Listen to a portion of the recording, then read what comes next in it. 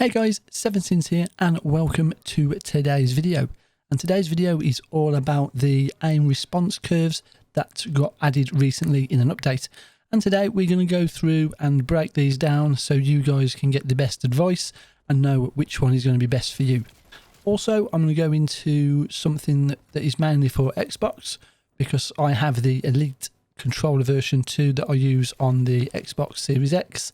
And it just shows we can map our own response curves in the Xbox app itself.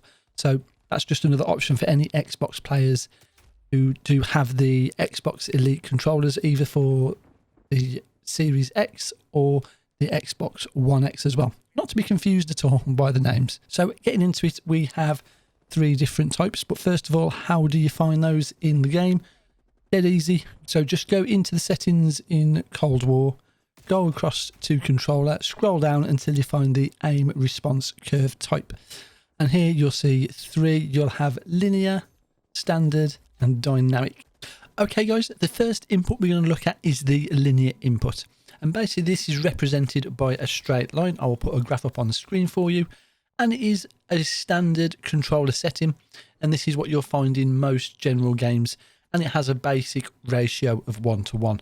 So if you move your controller stick in one direction, it is then represented on the screen by the controller doing exactly what you do. So if you move it ever so slightly and slowly, that will then be represented on the screen by your character or whatever it is you're doing, moving very, very slowly. And the same again, if you're moving it really, really fast, that then will also be represented on the screen by whatever it is character or game that you're playing. That will then move really, really fast as well.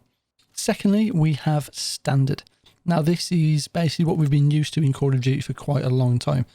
As you move your thumbstick, it does slightly slow it down, and then as you get towards the end of the movement, it sort of does speed it back up. So this setting actually just helps refine your aim. So if you move it slow to make those fine adjustments, it will make those fine adjustments in the game as well, no matter what your thumbstick is doing. So it does help that way and just gives us a good response to it as well. And then towards the end, it does speed up just in case you need to turn sort of fairly quickly. Let's just take a look now at the dynamic response curve. Now, a lot of pros have used this in the past, and I know a lot of players in Modern Warfare really, really like this response curve. The description in game says it's a reverse S-curve. While this might be slightly true, a lot of information out there on the internet and other videos that I've seen, this actually isn't true, and on controller it's cut off on the two ends. So basically you get a mirror image of the standard curve, and as I say, it starts off really, really fast in the beginning, so you just get that more of a snappy feel, which a lot of people do seem to like, and then it sort of smooths off towards the end. As I say, a lot of pros did like this, and I know a lot of guys in Modern Warfare did like this as well. For me, it's not quite the same. I lean towards the standard. I just feel I get a bit more control overall with the thumbstick movement and that type of thing as well. So I recommend mainly standard for most people. So for us Xbox guys, we do have the option, if we have an Elite version 2 controller or the Elite version 1, if you're still on the Xbox One X, we can have the option to create another response curve for the controller in itself. So go to your accessories app and you'll be greeted with a screen like this. Go across to your edit page, and then you can edit all the different bits on the controller itself. Now I have done a video on this in the past as well. I will do another one for Cold War later on, but it's pretty much the same sort of video, so I will link it up the top if I remember. And then we go to our left and right stick. So the right stick is your aiming stick, so we'll use this one. And then down below we got our sensitivity curves. We have smooth, instant, aggressive, delayed and default, which is basically your linear curve. So you can see that straight line that goes there. So pretty much same as the linear curve in Cold War. I basically use this smooth curve, and when we get it, it's actually more a little bit like this. You can see it just changed ever so slightly. So what it's basically doing is it follows that linear pattern to begin with.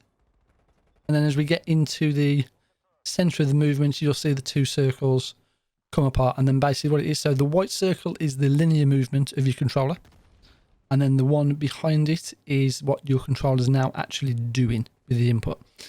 So as you say, as you can see there, it follows that linear path, and then in the middle it starts to slow down, so you get that more precise movement in the middle of the controller, and then it ramps back up towards the end.